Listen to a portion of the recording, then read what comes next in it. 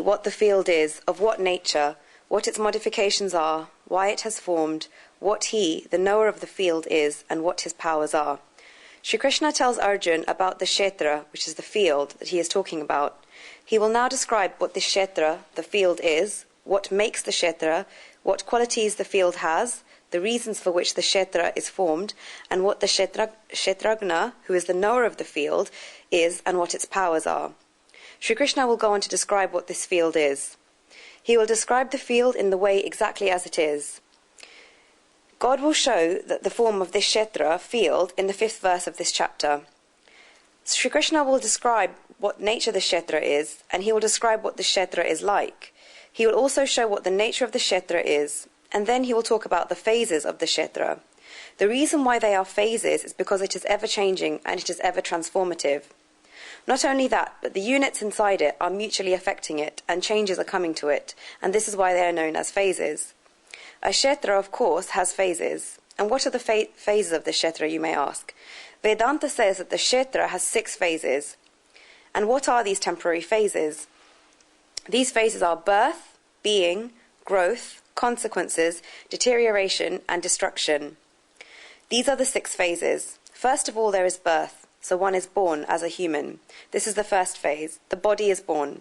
Then one just exists. Then growth happens, and after that one faces the consequences. Then deterioration comes, and in the end there is destruction. These are the phases of the kshetra. Then Sri Krishna will speak about what the kshetra actually is. And then 5th, he will describe what the kshetragna, the knower of the field, is. And 6th, Sri Krishna will describe what the powers of the knower of the field are. The word saha in this verse is very important. In reality, if the body is matter, falsehood, and not our form, then what is the use of describing it? The body is falsehood, material, and the form of sorrows. But then what is the use of describing it? There would be no need to describe it.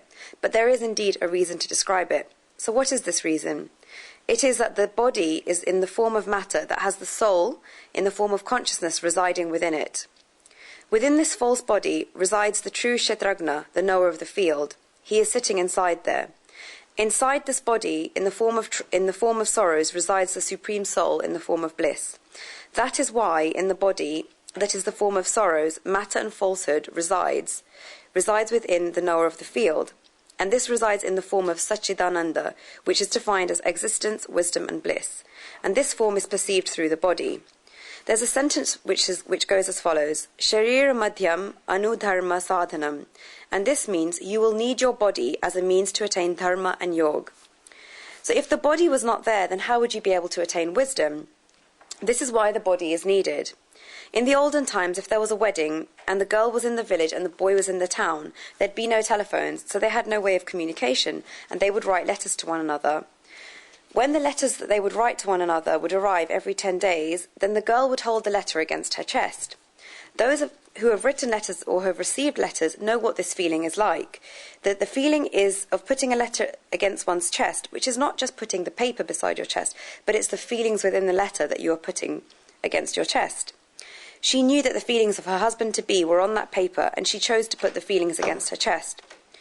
In the same way, this kshetra, the field, may be falsehood, matter, and all of these statements are true, but actually it's just like the body. And why is this? Because God has come and is residing within this body, and within the body you can attain wisdom of the Supreme Soul. And this is why we should look after the body. Just like we look after the letter, we should look after the body. That is why the body is described. Otherwise there would be no reason to describe the body. Secondly, this body is called a kshetra. So many things in life become clear as a result of this. The first, that it is your own field, it is your own kshetra. Therefore, whatever seeds you will plant there, such will be the fruits that you will grow from it. In this kshetra, in the form of the body and in the form of this life, whatever karma, whichever fruits you plant, those fruits are like the seed, and from these the fruits will come in the form of pleasures and pains, and we've seen this previously in the Gita. The first thing that one should decide, as Sri Krishna said in the 6th chapter, Uddhared dhatma atmanam avasadhyaya, which means, let a man lift himself by himself. Let him not degrade himself. Therefore, nobody's going to come and plant things in your own farm. It is your own farm, your own body, and you are going to plant things in it. Therefore, the second thing on this point is that one must decide his own efforts. Only you can do it, no one else. And then the third point here is that if the land or your body is bad, then there is no need to put your hands on your head and begin to cry. You have the control of manipulating and changing your own body. No matter how bad your land is, if you put efforts into it, put soil onto it, give it water, and do everything, then if not today, then tomorrow you will be able to get fruits from it. They say that barren land is not barren land in reality. It's because the land wasn't used that it became barren. If you have the most fertile of all lands, but you don't farm on it for 2 to 5 years, then of course it will become barren land. Grass and thorns will begin to grow. And in the same way, the farm that is like one's own body, if one has not done any farming on it for many births, this is why it will become barren, if you don't make any efforts on it. But now if you make efforts, if you begin to farm on it and you begin to make efforts every day, then you will be able to get fruits from it. The next point is that only that which grows in your own farm will become your own wealth. So no matter what's grown in someone else's farm, it can't become your own wealth. Only that which grows within your own farm can go into your depository. And in the same way, only those satkarma, the divine acts, that you will have performed in your own life will become your own wealth. Therefore, when you see other people's satkarma or divine acts, then you will get inspiration from them.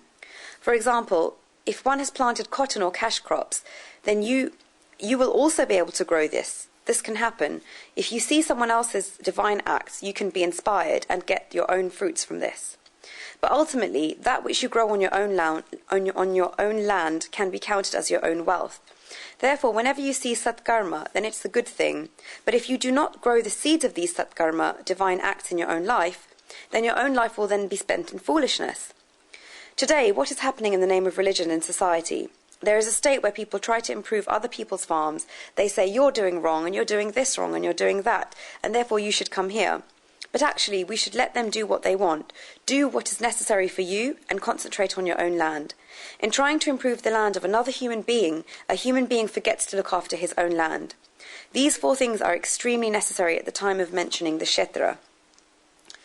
Moreover, it's the duty of the Kshetragna, the knower of the field, to continue to look after his own field. If one has land in one, has to keep looking after it. And if you ask those who have land in the villages, then ask them because they will know. It doesn't matter if they only have a few square feet of land and it's very small, but they will have the feeling that this is our land and therefore we should go and see what is happening. People are pulled towards it. And those people who have no experience of land or the villages will have another experience when they realize this. When one has, the example is of the green card, you have to keep renewing it time after time. You may have to go once every 6 months. But many people say, I'm going to give this up, I'm going to give up this hassle. What need have I got for this? But one must look after those objects that they have. Whatever wealth you have got, you will have to look after it. One time, a character called Akbar asked Birbal a question. Why did the chapati get burnt? Why does fruit go stale? And why does the horse stop? There are 3 questions here. Why did the chapati get burnt? Why did the fruit go stale? And why did the horse stop? And Birbal gave just one answer to this. His answer was because it was not turned. So we can laugh about this example about the chapati. If you put a chapati on a stove and you don't turn it, then of course it will burn. My mom tells me this all the time. But why did the betel leaf go stale, you may ask? Why, if unripe mangoes are there and you leave them to ripen, if you don't keep turning them every morning, then you will see after 10 days that they will have become stale. And the reason for this is because the fruit was not turned. The same thing is of the horse. If the horse does not continue moving, it will stop. Likewise, the same example, if you bring a car home and leave it in the garage, and you look at it every day and say, well, this car is good, but you don't turn it, you don't move it, you will see that soon you will not be able to drive it, because it hasn't been turned. Likewise, the kshetra, that is your own wealth, that is your own body, you are its owner, and you should constantly try to test it. One must remain awake. The kshetra is such that the Supreme Soul describes it.